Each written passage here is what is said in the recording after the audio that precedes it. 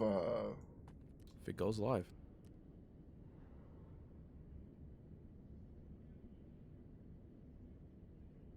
All right, and we are live. Ladies and gentlemen, welcome to Mad ISK, episode 3. Mad Markets? Sure. I'm joined today by Caleb, Bard Ghost, Commander A's, and Retrofusion. Guys, how's it going? Hey guys. Hello.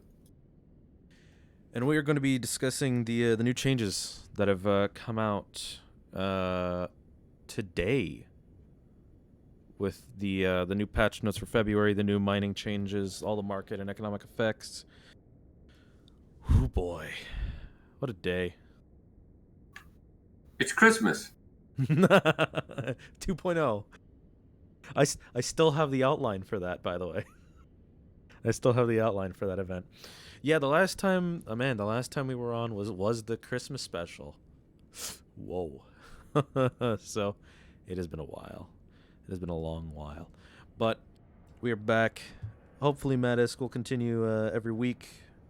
I'm trying to make sure that we can turn this into an economics podcast, so the learning will have to unfortunately subside, but we will have those as often as I can. There's only so many professions to cover in EVE, unfortunately. But nevertheless, the new patch notes, and can I change the... I can't change the title, but that's okay. It's fine. But no, the new patch notes. First off, oh geez, where did we leave off last time? Was the beginning of the year? What changed? Oh, that's right. The goons declared war. So we had that disrupt the economy. And we also had the post-blackout spike with the Koreans. And now we're back today. So let's just jump into this topic with the mining changes. And let me scroll down here to exactly what the changes are.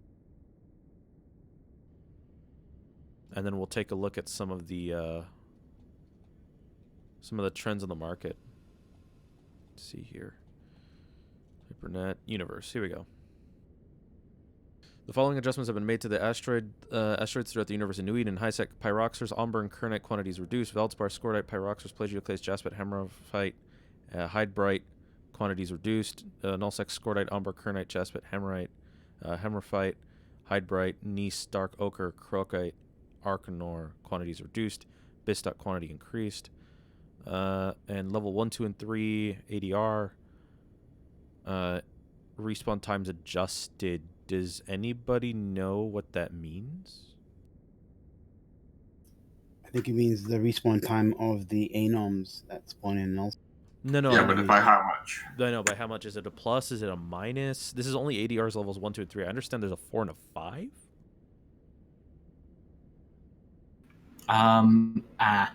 When they're talking level 1, 2, and 3, they're probably talking the module in the I. Oh, so the small, the medium, and the large. Well, something like that.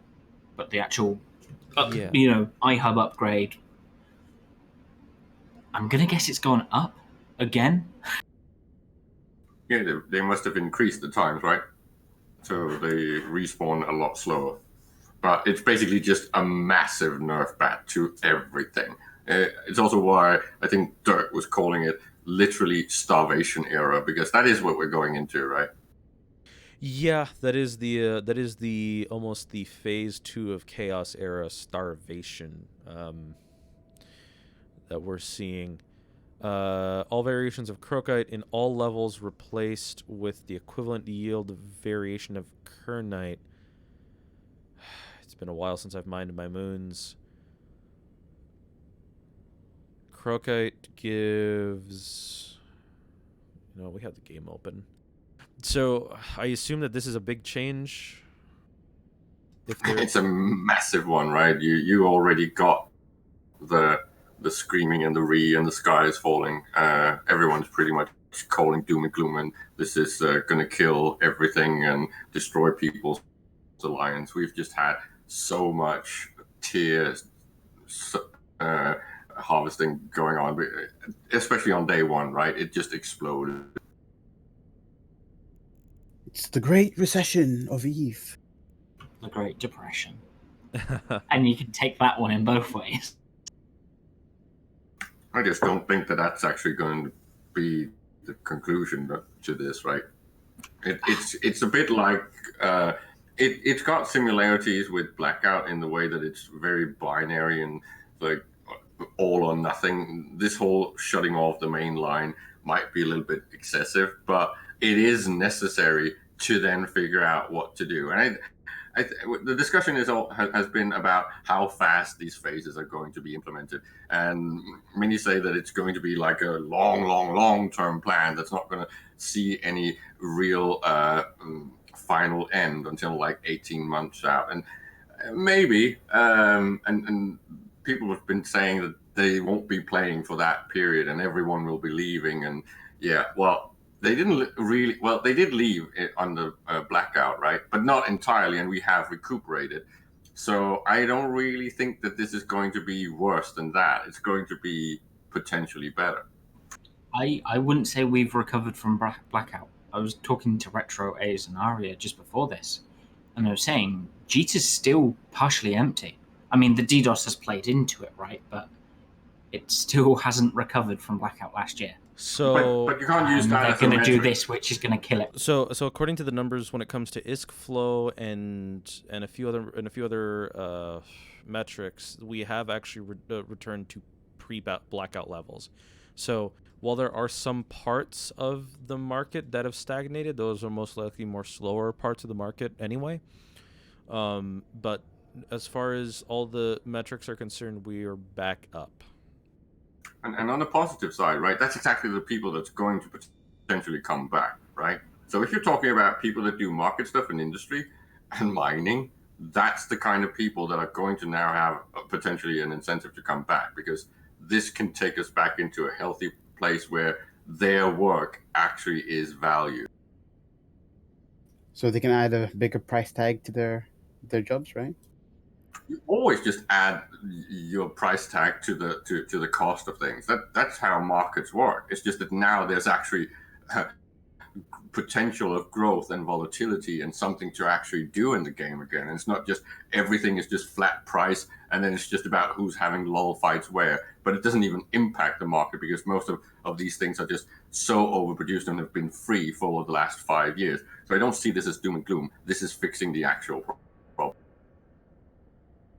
I mean, it's addressing it. Yes, it's all about that timeline, though.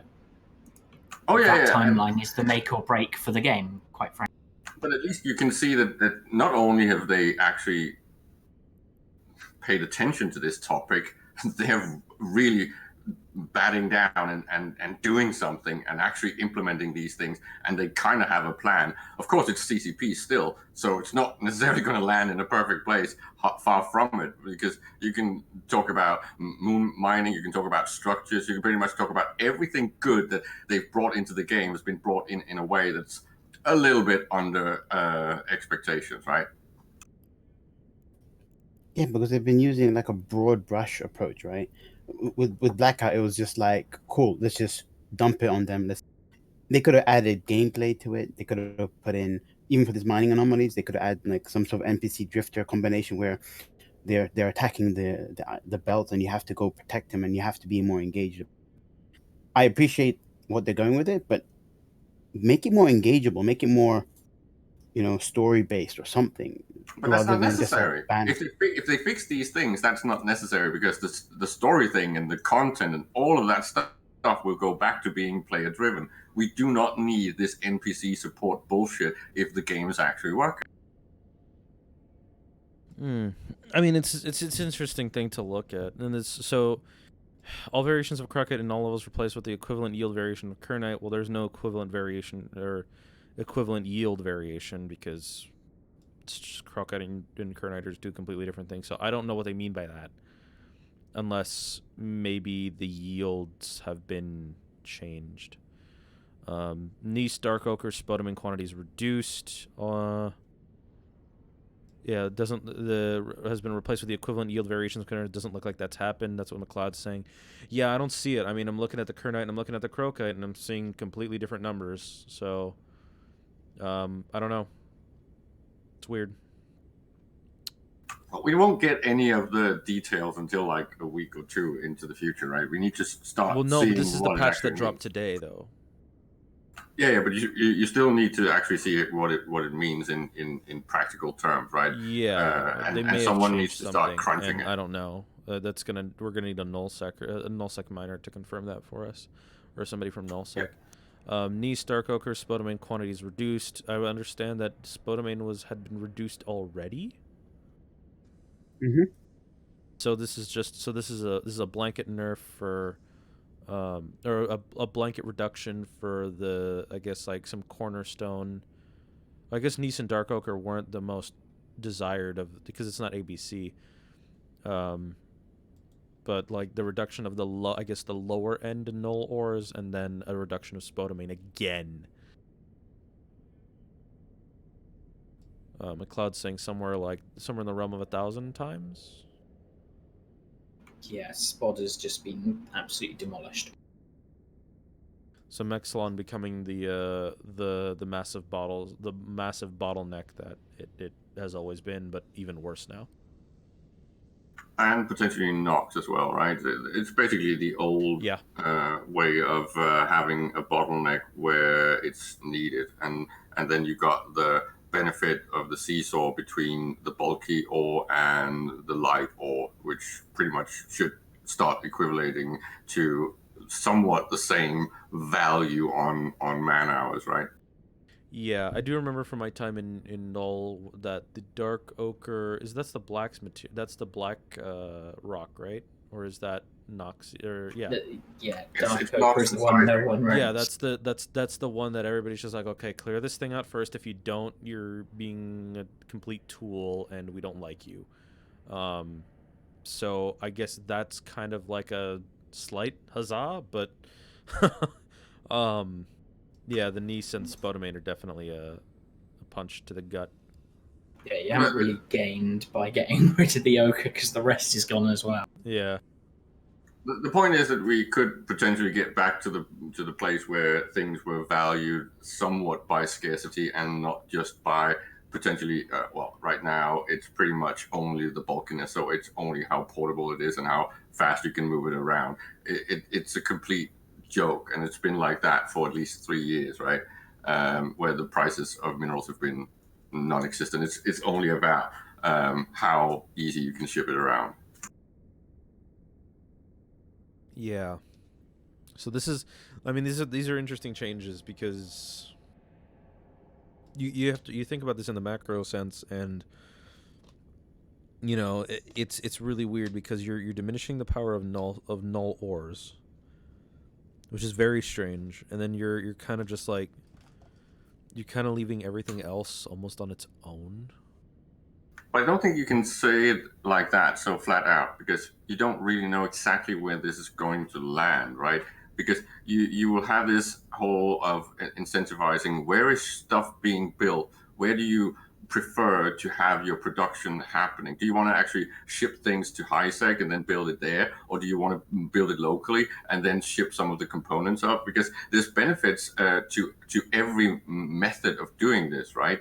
And especially if we start seeing some of the other things on the macro and the whole design mechanic stuff, if we see some of these things being implemented, like removal of NPC building slots, or at least nerfing them in some way, there's just so many things that could make this whole thing a new normal, right? Or rather, a variation of old normal, where you actually have to make a decision on where you want to operate, how you want to operate, and what is scarce locally, right? Yeah, I mean, this is really interesting because this starts the debate, not the debate. This starts the kind of like that flow of a readjustment of the minerals or of ore, because if you look at the list, in HiSec Pyroxers, Umber, Kernite, quantities reduced. These are the I guess the faction specific, right? Ores, but you look at Veldspar, Scordite, Plagioclase, right? The things you can find everywhere in HiSec, that stayed the same. but it's been lowered in in low sec.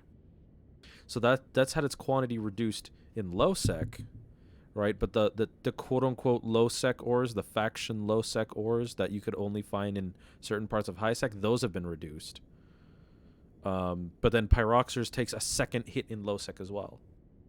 And we don't really know exactly what it's going to mean in detail. Of course, some people are already speculating and they're doing the 1 or 2 step prediction. And that's just not enough. You need to let these things kind of roll out to get to a point where they kind of were in the old days, and then adjust it for all the new stuff that's come in that's really good for the game, especially things like moon mining, that you can kind of build out your infrastructure and it's meaningful and it's valuable. And how is that going to play into your whole production line, and how can you actually trade with your neighbor? And this whole comment in chat about, well, null exports. Yes, that's exactly why things were working in the past, because you had these imports, exports, right? You had some dependency between HiSec and null. Null did not deliver everything. They had shortages. This is exactly what we want. We want some sort of bottleneck and shortage, regardless of where you're playing or what you're doing. So you have to either aggress or trade with your neighbors. Yeah, and which creates a long-term interdependency across the board. Now, the one thing that was mentioned is wormhole space, and as a wormholer, this change is kind of interesting because we only got the moon mining in 2018, right? So wormholes haven't been, like, I don't even want to say sustainable because we can't even do Tech 2 anything. So but we can't. We haven't. We still need to import large amounts of things into null space or into wormhole space, and this is just kind of like, okay, fine, but now we're gonna have to import everything again. So what's happening with wormhole moons? Because there's been no adjustment to wormhole stuff yet, but that doesn't mean that's not gonna happen in the future. So if wormholers can't sit there and develop their home without importing every single mineral, what are those moons gonna matter for then? What are you gonna do with wormhole moons? And that's my real question, right? Out of all of this, because the goo was terrible to begin with. So what is what's gonna be and this, I guess this comes into the whole, what is the step after the bleed? After we bleed the reserves dry, what happens now, right? That's part of that bigger question, but. From the position of a wormholer, I do not like the idea of making wormholes 100% dependent on K-space, where K-space is still kind of like independent almost from each other, even though we're slowly fixing that. And again, McLeod was pointing out this whole focus on moon mining and moon mine exports and moon mining monopoly, right? Well, the old moons were indeed a monopoly. This monopoly has kind of been broken up a bit, and it's been tied so much more into actual player activity and skin in the game, right? Because with structures, it's completely different than what it was in the past, especially if we might actually get some sort of functional and sane balance on structure and structure destruction, right? Yeah, I mean, this is unfortunately one of those states where we don't know everything. This is the media, quote unquote, blackout, right? We don't get information from CCP, and it kind of just like comes as it happens, right? So, it has its upsides, which keeps everybody on their toes. It has its downsides, in which we don't know what's going to happen into the future, and that makes a lot of people kind of uneasy. And that's one of the that's one of the cornerstones of economy, right? It's stability and trust, right? So there's no trust, and we have a little bit of stability, so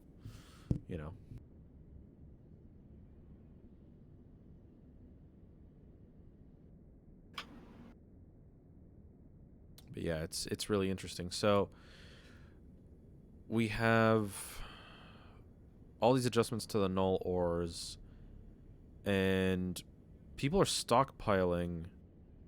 And so this is something that we were talking about just before we came on here. But if the goal which has been presented is to stop the stockpiles, right, bleed the stockpiles dry, then everybody holding on to their materials because of this is just going to elongate the process, right? And one of the things that people were mentioning was if the process, they're worried that the process is going to take 18 months or something, right? Somebody said 18 months at some point. That's exactly what's going to increase the valuation the time, right? Well, it might delay the speed of transition, but it's also expected, right? When everyone just hunker down and hold on to their stockpiles, that's exactly when you will see these things appreciate in value. As they appreciate in value, the cost of all the products will go up. And when they do, you will start incentivizing industrialists to come back, right? It makes sense, right? But it makes sense. It'll mobilize. So if people, all right, those who have stockpiles of ore are cool, but those who don't will have to mobilize and get those industry guys back to working the fields and making stuff. Yeah, The thing is, we weren't fighting over anything when we're hunkered down, Caleb.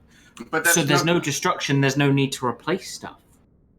But again, that's one of those almost veto-like behaviors. Oh, we're just not going to play the game. Of course, we're still going to play the game. Yeah, we will. It's just a matter of you will think before you go out and just for the lulz kill stuff, right? You will only dedicate your assets. There won't be any invasions of regions in this time, right? Is the point. There won't be big assets on the line.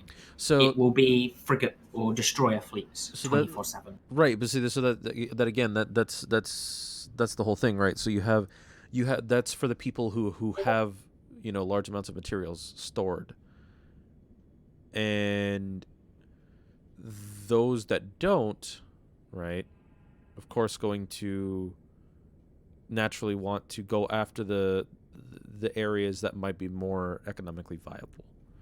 Again, with these reworks. That's the other thing, though. We don't know what's going to be economically viable because they're also planning on redistributing stuff. Yeah. The problem here.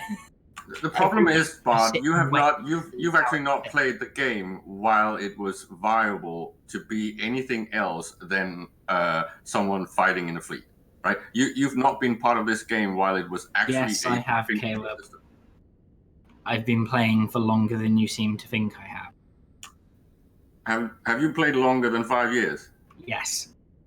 Well, because every single job in the past, right, has been undermined and destroyed. Mining has been flattened. Industry has been flattened. I'm aware it has. I'm just saying that this isn't going to bring it back. Of course it is. This is just getting people to sit out and wait. So no, this isn't. So I think this is the point that I've been trying to make for a long time, is that people like to champion one tiny little flag, right, and say this is the thing that's going to fix the game. Wah!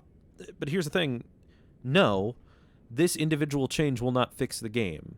This change, in combination with a myriad of other changes, will inevitably lead to a better state. And I don't want to say fix, because the game isn't broken.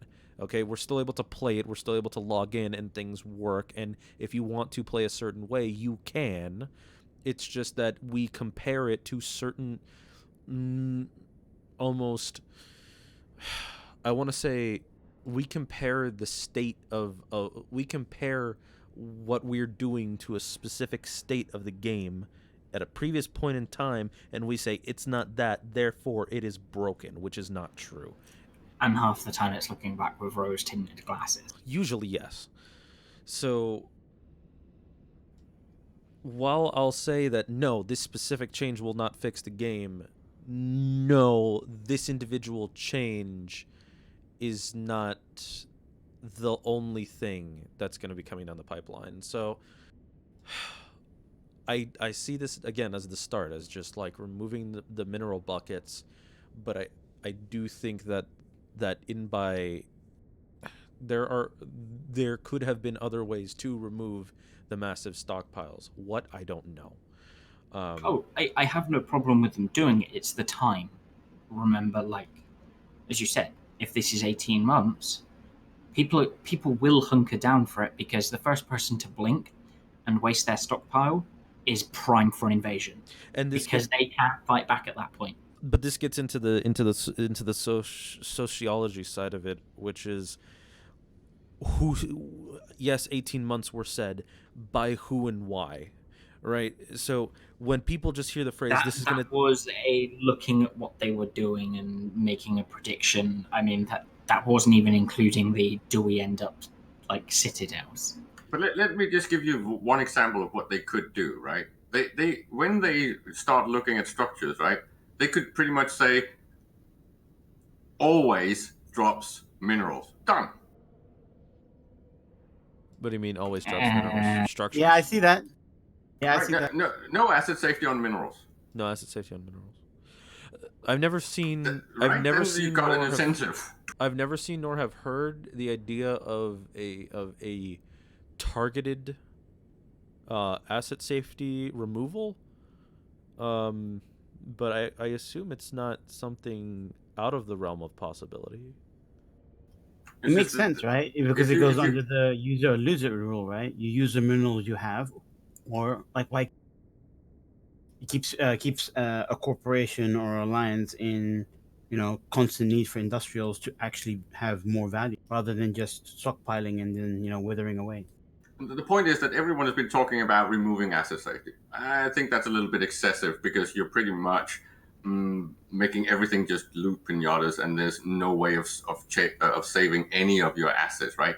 But if it's something like they just Well, that's how it gradually used to tie be. it into the but if you tie it into the tiers, right? So how far down the line of production is the assets that you have, right? Then letting something like minerals and moon goo and all these things always drop, then you have a huge incentive to actually aggress against structures, because that's like mining with your guns.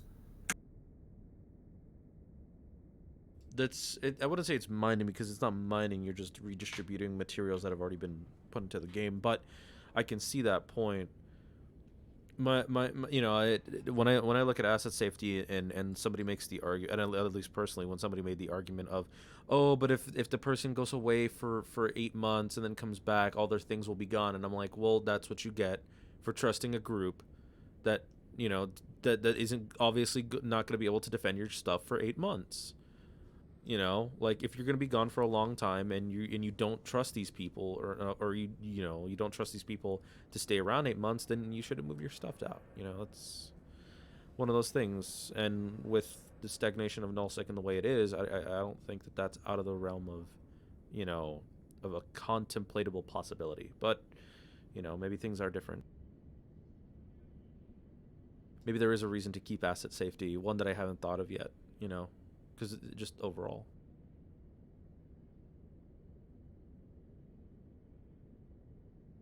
I mean, the key one really is just player retention.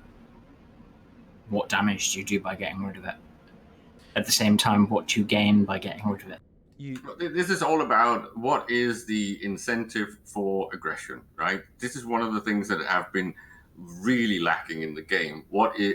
How do you aggress against your opponent, whether it's in small gangs or solo or even big wars? What's your incentive? Why are you doing it? What's the upside of that? And adding your own risk to the game, right? And having something like a benefit from actually shooting structures, from actually shooting other pilots with fixing some of the loot fairy mechanics, right?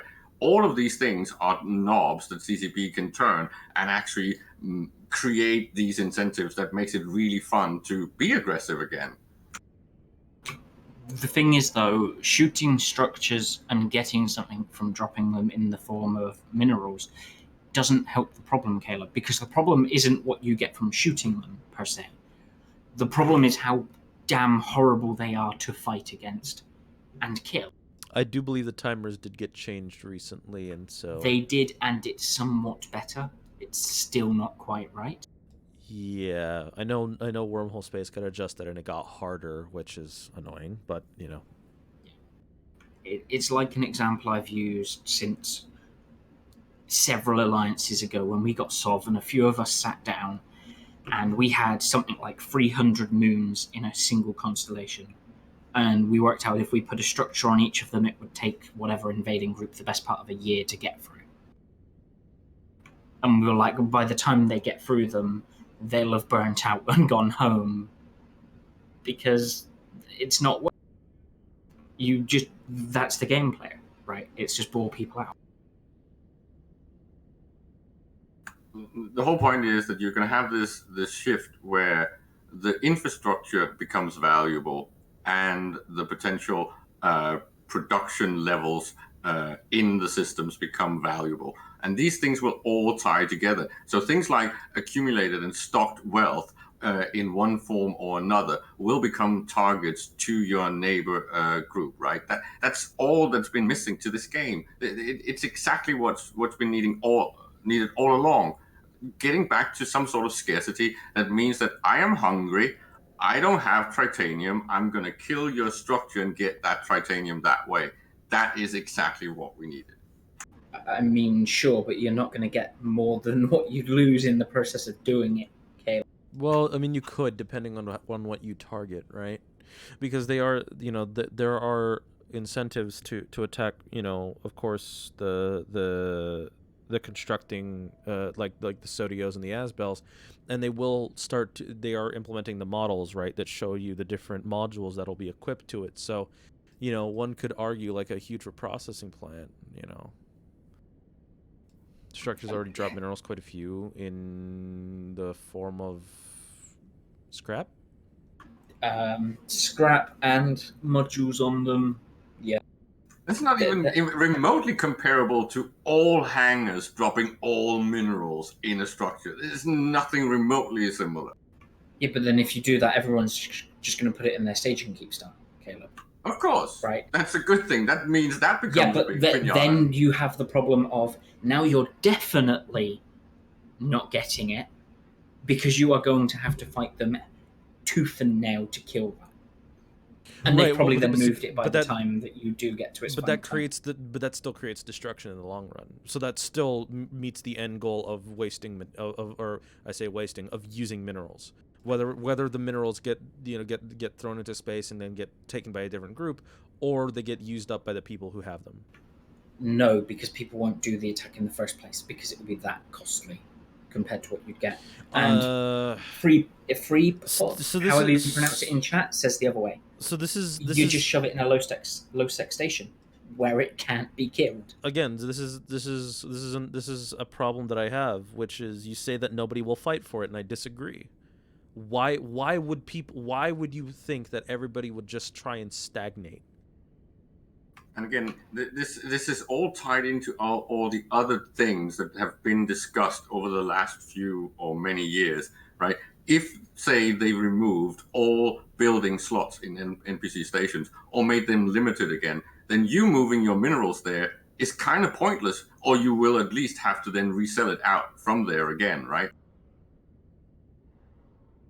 This idea that nobody will fight, No, not that nobody will fight. Nobody will fight over a capital staging unless they're already in a war, right? You're not going to go around and try and take one out for. I mean, let's be honest, right? Who are the biggest groups? PanFam, GOTG, Legacy, whatever we're calling Winter now, and Imperium. That's the only place you're really going to get anything meaningful, and it's going to take another group of equal size, if not multiple groups like that, to stage an attack like that to get anything worthwhile. And they're going to lose more Titans than it's worth in the process. But again, you can't say that because you do not know what is in a system that you are aggressing against, right? You will not know the That's value part that of the could potentially problem, come out. Caleb. I think he's trying to Because highlight you the point that you don't know what you're attacking, right? Yeah, so Nope. And as Free Pop in chat said, right?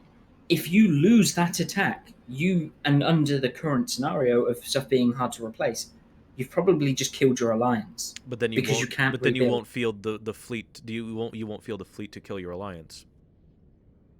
Then you don't. And neither will the the enemy. structure. And neither will the enemy. Yeah, so you don't attack the structure, and we're back into stagnation.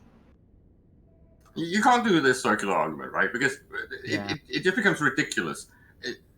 This thing potentially brings back value to things, right? That's obvious. Anyone with a brain will realize that when you bring back scarcity, you pretty much have an incentive to work on all the things up to the things that gets destroyed. Sure, you then have to talk about incentives to fight. I just gave you an example of a huge change that creates an incentive to fight, where there's actual value on the field if you win. That's a win condition. And of course, if you feed and lose, then you have actually given a win to the defender, and that's also an incentive. The fact that the structures currently are unbalanced is not an argument, because we have now got actual winning and losing conditions where when you fight, it actually hurts again. And so the counter argument that is then nobody will fight, and so but then all it takes really is one group to say, but we will. Right. I mean, yes. And then it starts. Depends and on, then then it depends on the size of the group, though. Right, and then that does technically start a domino effect of one group fights another, and then a third party kills off the weakened victor, and then a third party kills off the weakened victor, and then a third party kills off the weakened victor, until basically you have one entity that is projecting so much power that the other groups have to join in order to balance it out, and then we're back where equilibrium in a way that is much more dynamic, but is still an equilibrium. But it's I think it becomes a challenge of the last super cap fleet remaining. Yeah. And the minute you hit that, let's say this works and creates all kinds of content. The last super fleet remaining is now the epic superpower because of the scarcity, because no one else can build up their super cap fleet anymore. And another challenge to this is that the small guys are not going to be able to build a super cap fleet anymore to become even comparable or even competitive in any scenario with any of the larger groups. Sorry, it's just a jump as well. And when they do build something, they'll get stomped on.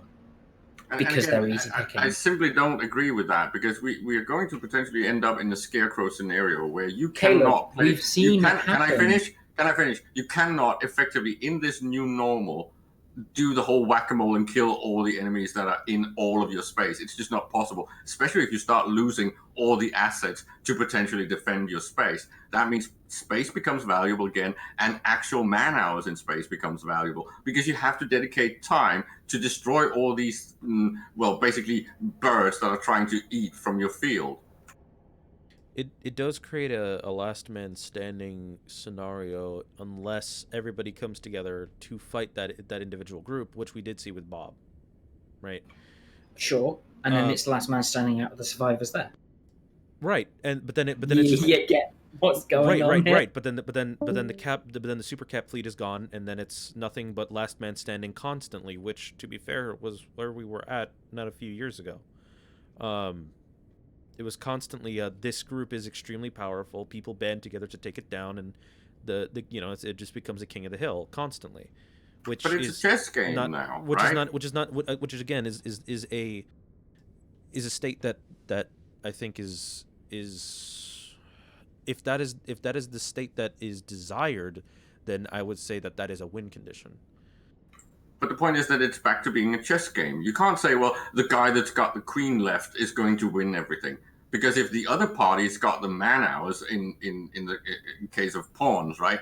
It's not really that easy to clear a board of pawns with your queen. This is all about valuation and manpower and groups and organization. And you can't say that one group is going to win everything, because they might not be good at everything. Of course, currently, goons have grown to a size that's ridiculous, right? But now at least there's something that has points of failure, so that groups like that can actually start breaking up again, because not everyone will like the policies internally. So there's going to be the potential of seeing things start breaking up and new groups forming and all of the things that we used to have in the past. Remember, Bob didn't stay on the throne, right? It was they were toppled exactly by pawns, by goons coming in with all the cheap stuff and pretty much wiping them.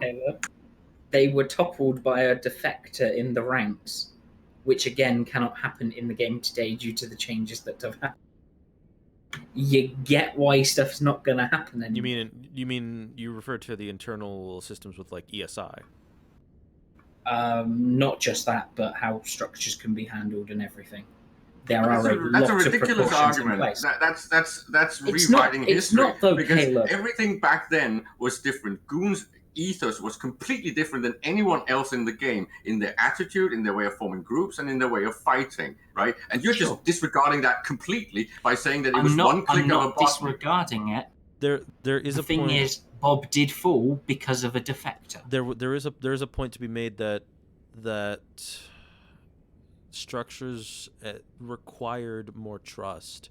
Certain arrays in moon stations required more trust. So it there is a point to be made that and again, this comes with ESI, and this comes with command structuring and the way that corporations are handled now, and the way that structures are handled now, that there is less points of failure in those systems.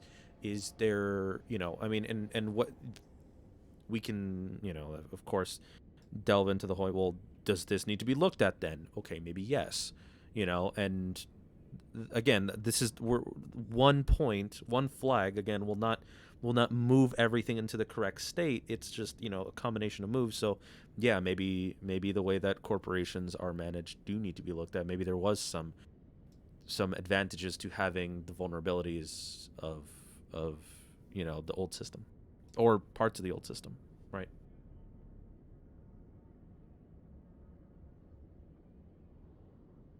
Because again, we all want this to go back.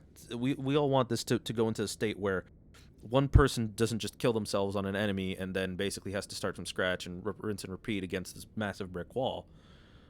But on the other end, we don't want, We don't want what we've got now, but we don't want one group dominating the server either. Right. And so how we've positioned ourselves in the game and how things are being played out leads to a domino effect, and then it leads into a domino effect of, then you have this biggest group which cannot be toppled until such enough time where cracks form or enough materials have been grouped together by all the people on the server and they just turn, right? Both of those scenarios are unlikely scenarios to happen. But the point is that you're saying that you shouldn't be able to lose everything. That's a fallacy. That's a mistake to even say, right? Because if you're playing a poker game and you're betting all your fucking chips, you should be able to lose everything. It's about actual risk and reward. How much do you put in the game? How much skin in the game will you be willing to actually risk, right? That's the whole thing that drove EVE to be one of the best games ever, that you could actually lose everything if you were playing too high of a game, right? I've done it at least 3 times in history, going completely bankrupt because I played too high a game. Caleb, yes. Here's another difference though. Back then, it was battleship fleets, which whilst expensive, were possible to get back and could go toe-to-toe with another battleship fleet. It doesn't matter if it's a battleship or if it's dreads or if it's Titans. Hold on. Can I finish? The whole point is that whether or not are you betting Caleb, can I finish? Caleb, let him finish his point. And you could build the battleships in high sec and rebuild there. Titans, you cannot build anywhere except null. The minute you put up a structure to build them, the group that wins the server will destroy that structure, and you will never get enough Titans to fight against them. Maybe you can get battleships and dreads. That's fine, but the thing called the boson exists, which will wipe those fleets off grid. So this brings into but this again delves into another point, right? Which is, okay, so there's obviously needing Titan die. Right. I mean the total elimination of super capital capability to annihilate a subcap fleet, excluding the carrier, because that's been the whole point of that ship. Its entire existence. Yes, it just hasn't been as effective as it still is today. Well, fighters are not drones either, so True. fighters are not drones. Drones could never scram. Anyway, so aside from those, so there is and again, that does bring into the point, right? So even if they have the super cap fleet, the only reason why they win is because they have the super cap fleet, and the super cap fleet can kill the subcap fleet. If that were not the case, and again, that's another flag in the stand, right? That needs to be added in. If super caps become balanced, which I mean, inevitably it will happen eventually, hopefully. We'll see. But I will say hopefully, but yes, if it happens, we're on a then good path. yeah, so again, there are many pillars that have been placed that set the wall, and the wall is not budging, not because of one individual point, but because of multiple structural bars that stop things from happening. Because if we were to just remove one, then things move into a state of move into a pretty bad place, actually. You know, people start killing each other over and over and over again, depleting resources until you have the kingpin who rules over the server, and then you have the capital changes that will basically remove that, and then we kind of go back to the way things used to be, but with newer systems. Yes, that's the So, hopeful. so the question becomes. Oh, go ahead. I'm gonna let you finish your point because I cut off. No, sorry, I just said that's, yeah, you're correct there. That's the hopeful, that we get a super cap rebalance. Because if we don't, Right. it's going to be sitting and first person blinks is out, right? And it runs a last man standing. It becomes a Mexican standoff across the board. Yeah. And this is where, and again, we talked about the two pillars of a healthy economy, right? Which is stability and trust. So we sort of have the stability coming back, but the trust is not there. The trust in CCP is not there to implement things correctly and in a timely manner that would see these changes, these issues, these multi-pronged, very self-reinforcing issues removed in a timely and efficient manner, in a way that no, just in a timely and efficient manner, because it seems to be that, you know, I mean, like what we've seen with the updates recently is that these aren't changes that people hate. These are just happening at a time that people don't like, or at a speed in which people are kind of like, you could have given us a fair warning, that way we wouldn't have been so shocked by it, which kind of plays into the whole blackout you know, rhetoric metaphor style of speaking.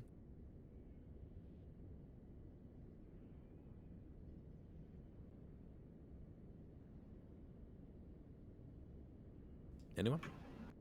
Sorry, yeah, I'm just thinking on it. No. So let's just go to that's where the problem stemmed from, and it spoiled the economy and the overall capital proliferation was a thing that was going to happen regardless. Just given enough time, right? It's going to happen. Injectors accelerated it. Injectors But into yes, Rorqual it was accelerated the process, and also Citadel's accelerated the process, yes. But this point that we would have reached now would have happened anyway. And I argue I seriously doubt that. Without the combination of mistakes that CCP made, I don't think this level of proliferation could ever have been reached. I think it actually would have. Not in 10 years. I do think over a decade it still could have been possible. So if you think about like just standard economics of how inflation works, even with materials and with currency, inevitably we would have reached a state of large amounts of capital proliferation. 10 years, I mean, arguably super capital proliferation would have not been to the level it was. Maybe it would have been, who knows. Definitely within 20. That is take away the Rorqual, take away skill injectors, take away infinite building slots, and take away anomalies, and it would never ever have happened. I mean, take away the game and it wouldn't have happened. But I mean, all of those things happened. With the way that the blue donut happened multiple times, there would have been a lot of time to accumulate and train the characters and accumulate the resources and build the titans and build the supers. So Yeah, but the multiplying effects, right, and the synergies between the four things I just mentioned were no, massive. I agree. It wouldn't have happened at the rate that it did. But I do believe that within a decade we would still reach the same conclusion. Not nearly as quickly and not nearly as violently. Yeah, I've said it for a while, but take away the Rorqual and all we'd have is 100 barges in a belt instead. Right. Yeah, I mean, people would have done it, and that's keeping skill injectors because people how would have long just did it? skilled into Even if we didn't barges. have alphas, even if we didn't have omegas, how long would it have taken for how long does it take to get somebody into a mining barge anyway? What, a week? 14 days for the lowest. Yeah. So and the understanding that scaling horizontally is superior to scaling vertically, we would have still reached the same position. Now, would it have been different? I mean, yeah, of course, but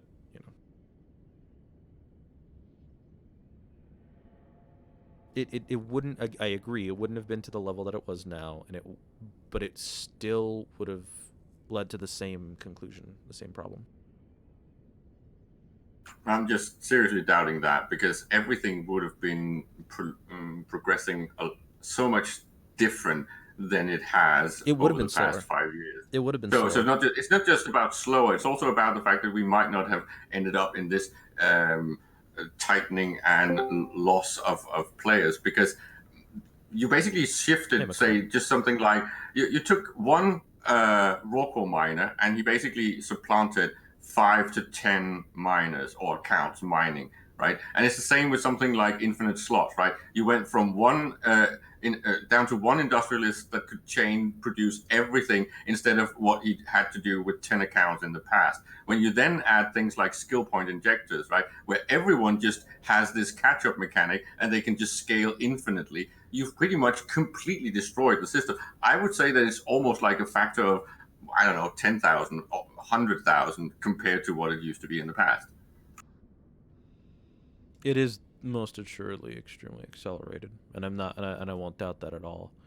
It is one of those things where it's like alternate history, right? Inevitably, eventually you're just not even talking. You're just writing fanfic. You're not even talking about the same people, right? Because people make changes. The reason people in history made the decisions that they did is because they were the people that they did. They had the ethos that they had because they're the people of they're who they were. And so saying that they would have made a different decision, you would have been almost talking about a different individual, which goes from potential alternative history to just fanfic. So yeah, I mean, in a sense, I could see that things may have never gone the way that they did now, but in another way that I can also see them having gone to a similar state, not to the extreme that we're at now, but definitely to a similar state. Hi, McLeod. Hello.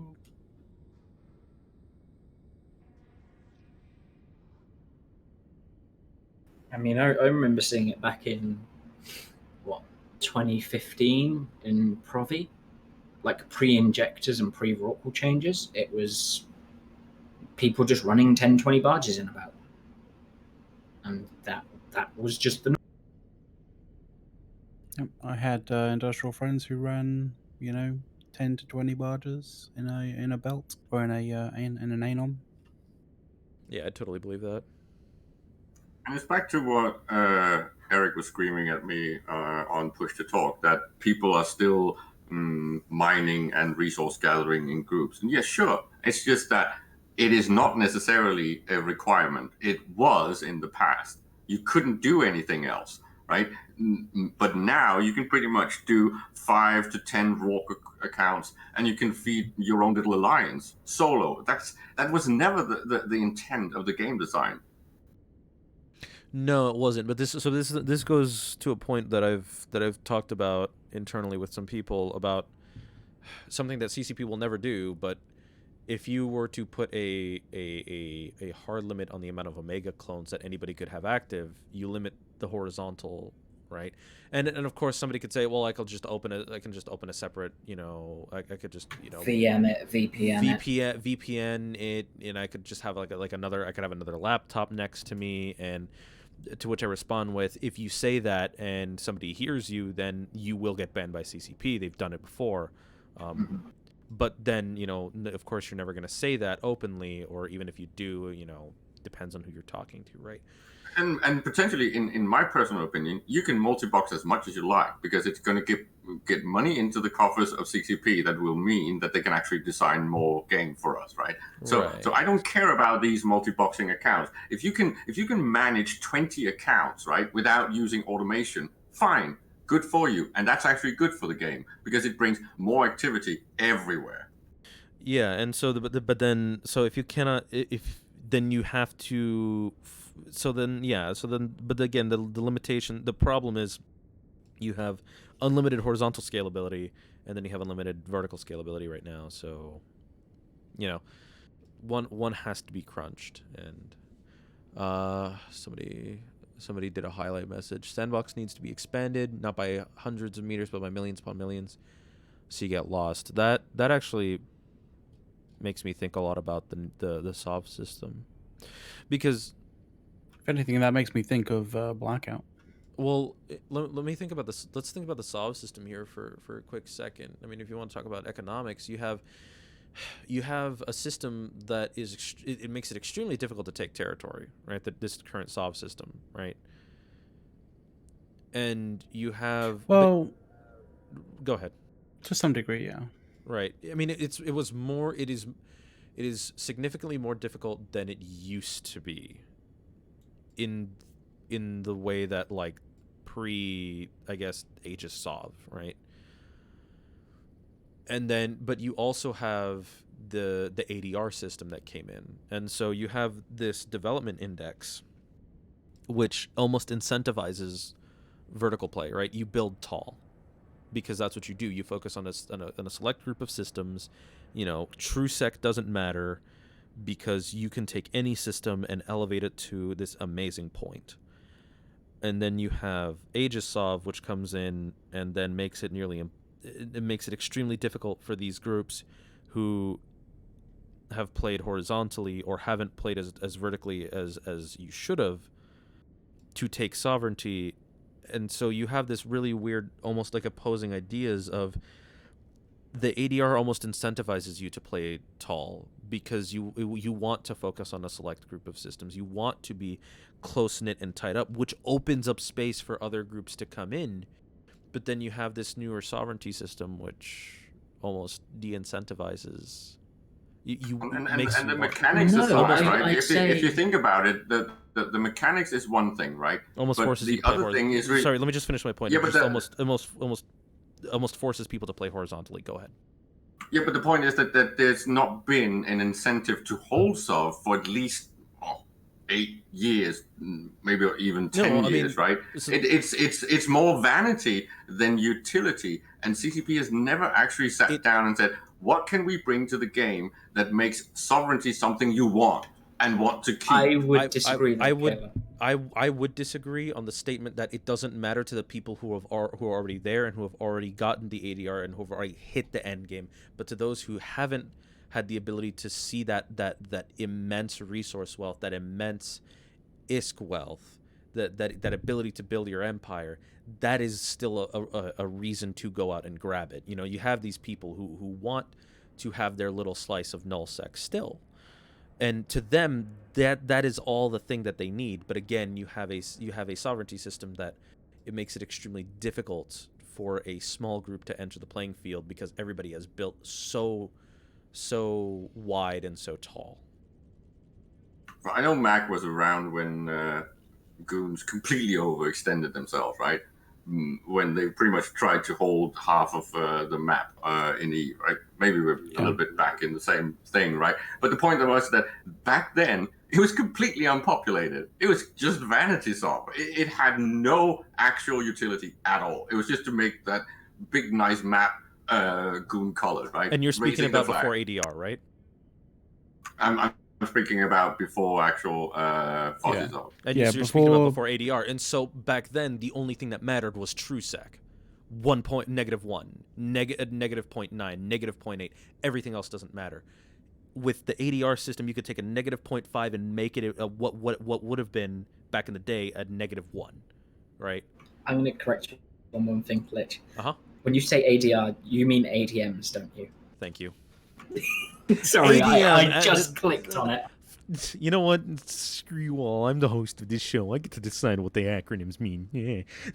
So I think the other important thing to note is back then you could also jump from one side of the map to the other side of the map with no jump fatigue. What is it? 20 minutes it took to go from Mhm. Delve Yeah. to drone It was regions? you literally had perfectly set up chains that you just jumped, docked, undocked, jumped, undocked, and just kept that pattern going all the way across the galaxy.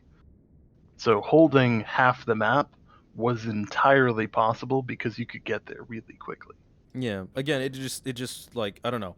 I may not understand, the sovereignty system as well as some others, but it comes across as we want to incentivize you to play wide, whereas the ADM system incentivizes you to play extremely tall.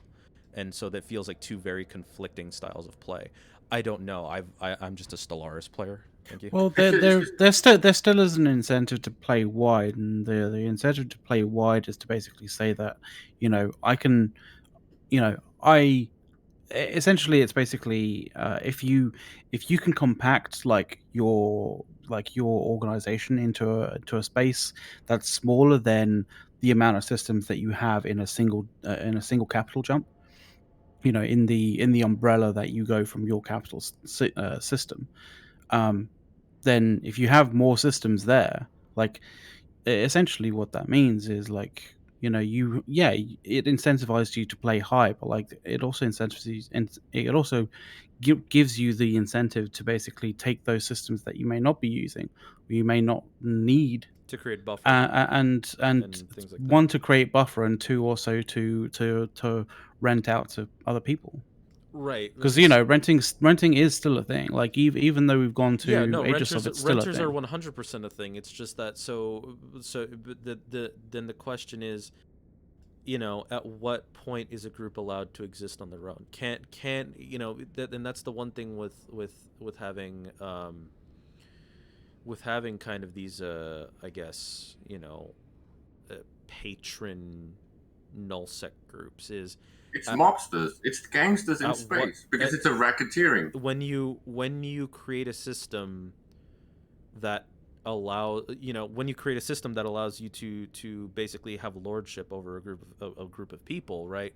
Because they want to use your space, you also have to implement mechanics that allow them to turn around and just as easily, right, be able to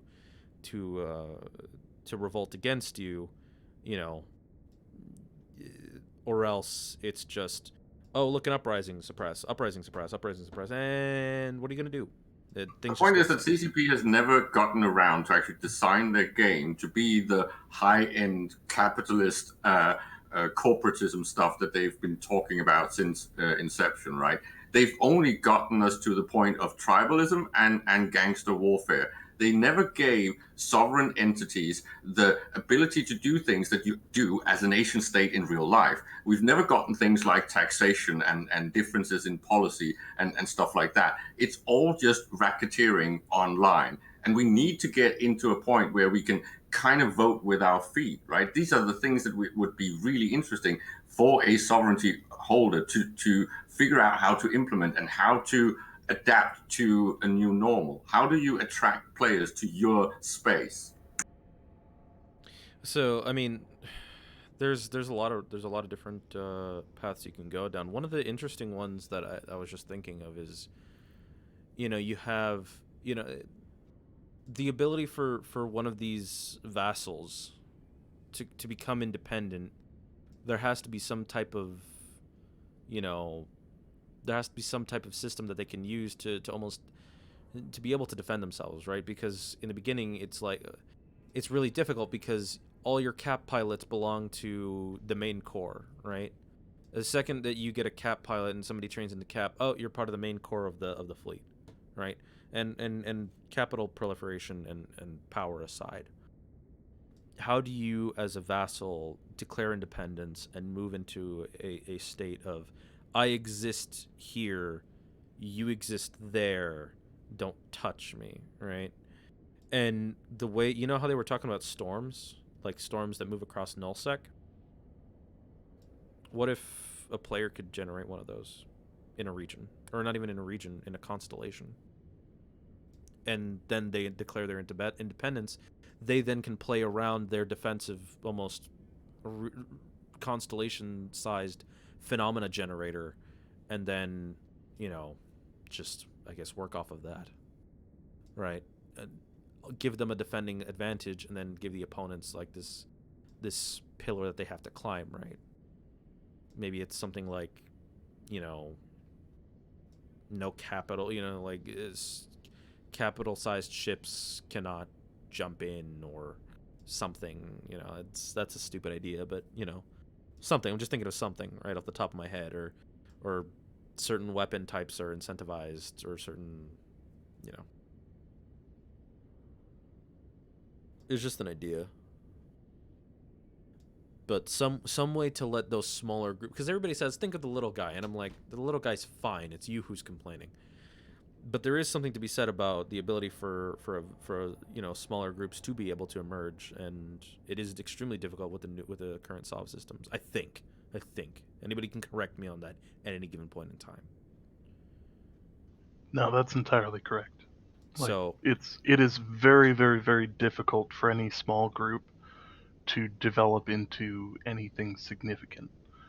And a lot of that is to do with a lot of the mechanics in play. And I personally would argue that most of that is to do with the fact that smaller groups lack the IT infrastructure to be competitive. And that's what the large groups have. They've got a full IT group working for Goonswarm. You've got you're talking all about of these ESI systems the that ESI make systems, it okay, easier. Yeah.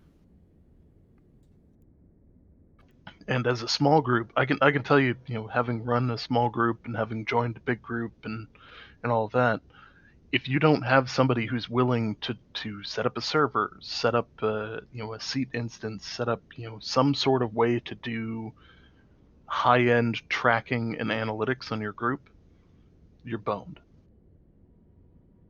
And there's no, the in-game mechanics for corp management are frankly a joke. There's no good way of managing roles. There's no good way of managing, where and what needs to go where. It So is many of these antiquated. systems are made so much easier by these out-of-game tools and understanding, how they work. It really is a huge challenge for them. But this is also a feature, right? This is tied into something like when it comes to technology in comms, right? The big servers for fleet comms and stuff like that, and then suddenly we get something like servers, and then we get something like Discord, or groups are actually better at figuring out how to organize and how to come up with an internal culture and all these things. It's all metagame, right? And it's also the only place where you can effectively say that there is a way to challenge the current overlord, right? You can come in and figure out a way to do stuff better or recruit better people. It might sound stupid, but examples of this would be something like Initiative, or something like Rooks and Kings, and groups that just put in the actual meta work to be better at something than the current overlord.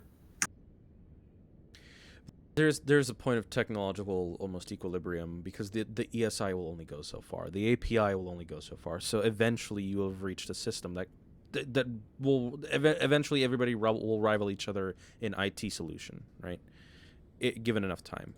I think where it really comes down to is the amount of information, and I have talked about this plenty of times, where maybe there's just too much maybe the ESI just gives too much information. The ESI doesn't conceal enough, because with IP tracking systems and the way that some of these IT players play the game, I mean, fuck, they could find out where you live, maybe, so is there too much are players given too much information from the ESI, right? Oh, for sure.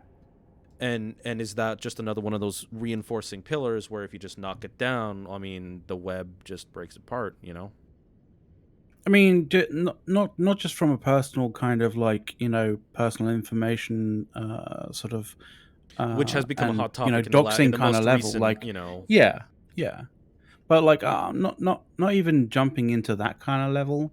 Like we have too much information, but just jumping into sort of the tactical information that we have, like given to us day in day out via the ESI systems. Like I mean, you can just jump in. There's there are certain websites out there that you can just jump into and type in the name of a person, a group, organization, whatever, a was system, it Eve Mirror and or just something?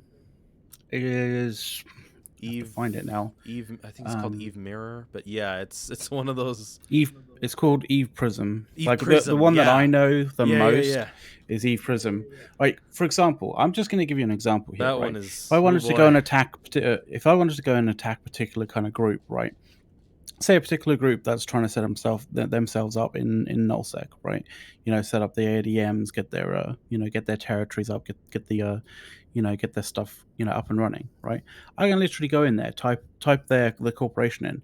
I can within a few seconds be able to tell you exactly when their peak prime time is versus their least prime time is, like and all sorts of things. And then just with that information alone, you'll know exactly when to you'll know exactly what kind of time zone to hit them without them and suppress what they do to the point where they feel really like to the point where they really hate themselves, And this for isn't, not being able to counter you. and let's make this clear, this isn't a custom program that somebody No. has access to and nobody else does. And granted, those do exist, and there are many of them, right? There are many of those kinds of programs, or I guess programs. But This is these are just a public. collective. This is something that Yeah. anybody can just type. I mean, Zkill, right? Yeah, this is just public information that CCP puts out about the game, about people's activities, about things that happen in the game, right? We have 10 All of minutes, this by the way. information being okay, sorry. All this information is being collated and like cross-referenced, and basically it's basically big data for Eve, right? Yeah. And so, I mean, and I'll just point it out. Anybody who has access to Zkill and Dotland, I mean, you can find out so much. So it's Yeah. another one of those aspects. But this is, this is good, right? Because this is one of those events where, I mean, this is one of those points where we look at it everything and say, okay, but everybody's complaining about this one thing. What is the real thing that everybody's complaining about? And it's a system. There's multiple facets to this, right? Yeah. But Yeah. the problem I is that mean, it's being used as a live tool, right?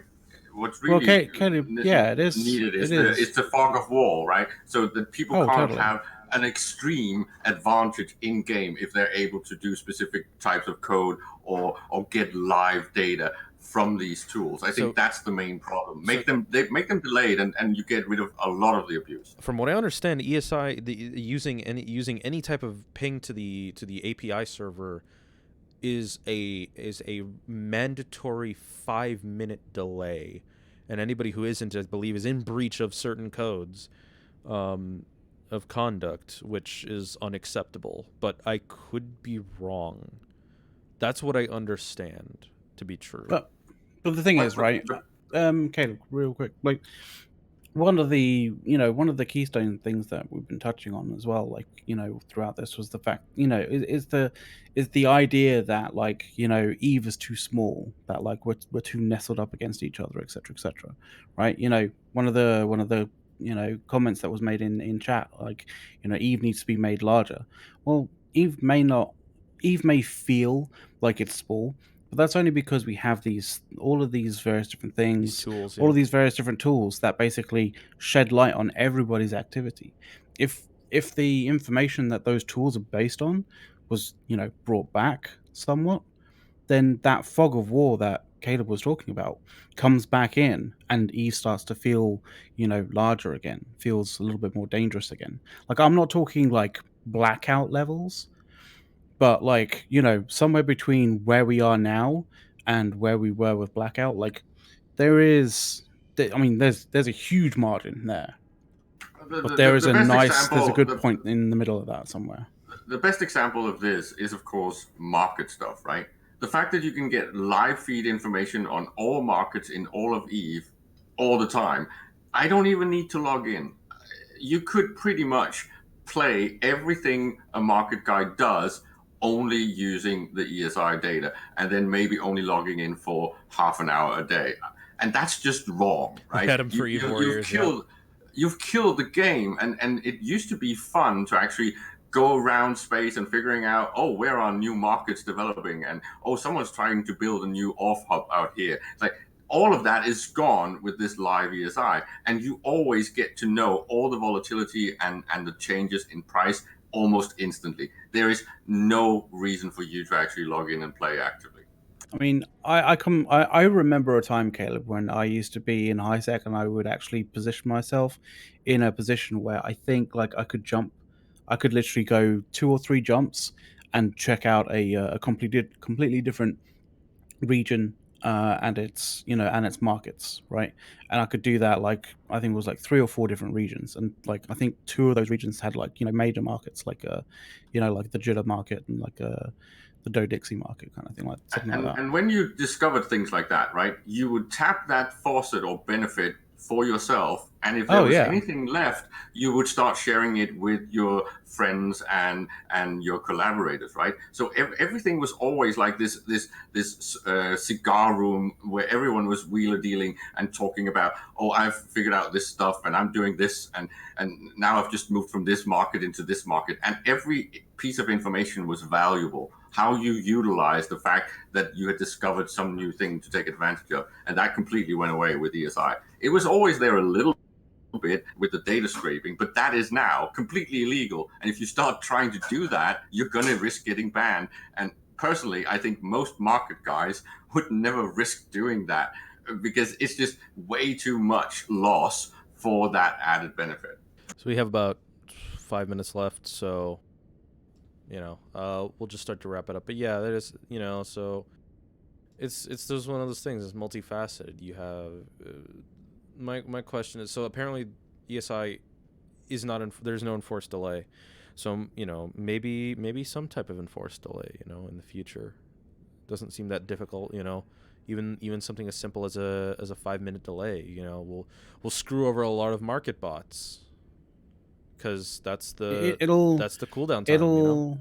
It'll allow like people who actually are playing the game to have a little bit of room to be able to maneuver and make money and do their thing and underneath why not? those market bots and stuff happening. Covering up the ESI a bit, sure, but adding a delay, in rewarding the people who are there seeing the live data versus those who are waiting,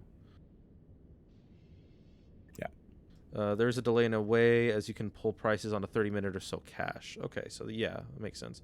So you can pull any time, but the info might be 30 minutes old. So okay, so there is some delays, but they're not the delays that would there are some delays in some places, but they wouldn't benefit. It's not the delays that we're speaking of, where not everything has a delay and so on. So, closing thoughts, guys. Oh, blimey. We got about 4 minutes, 3 minutes. Well, even if CCP rolls out the intent of these changes at around 60-70%, it's going to be really good. Of course, they could fall flat on their face and make a complete mistaken shit show of it, but I do actually think that reading the dev blog, it looks as if they have actually considered some of the things that's been discussed for ages, and now they're starting to actually realize this is exactly what we need. So I'm very happy. Yeah, I believe in the changes that are coming soon, and I believe in CCP to get this thing right. I mean, they really are, looking to move in the right direction. So the thing is, like, the way I see this is, it is a clear, like, if we're talking in terms of the the ore changes and the the belt changes and all that kind of stuff. Like, it is a clear nerf to the ability to recoup materials, especially for nullsec, right? But whether that hits or or kind of gets close to the amount of destruction that happens, well, that depends, because as we've been talking, as you've heard out there, the equation for whether you take a fight, whether you risk certain things, is based on whether you can kind of recoup things as well. So the kind of calculation between will uh, you know will this change bring destruction versus production closer to equilibrium? I don't know. It definitely will bring it closer, but my issue is that the one thing which I was hoping, or that I'm still hoping for, is still not being even. It doesn't even look as though it's being considered, which is, the requirement for materials for upkeep. Yeah. And I think that's the missing. I think that's like the missing part of the equation that CCP needs to consider. Yeah. And just to wrap this up, because we are out of time. All in all, what this does, I mean, this is, I think what we're doing right now is the real, like, is kind of like one of the real goals, which is we're discussing this. We're getting, these changes are getting people thinking. They're getting people talking about the game. They're getting people to discuss balance and to discuss the ideas of, okay, what is it that we're really all after, and really the core aspects of this game, and kind of like really starting to dig more into what is actually broken, and get people talking about it, and talking about Eve, which is a good thing for the game as a whole, really. So, yeah. Anyway, it is 7:58 a.m. Pacific Standard Time. Guys, we are out of time. I thank everybody who came out and watched. Thank you all in chat. Thank you to the people here, Caleb, Bard Ghost Commander, McLeod, for coming in. Thank you to Retro, who was here just a little bit ago, who had to leave. Thank you guys all for coming out.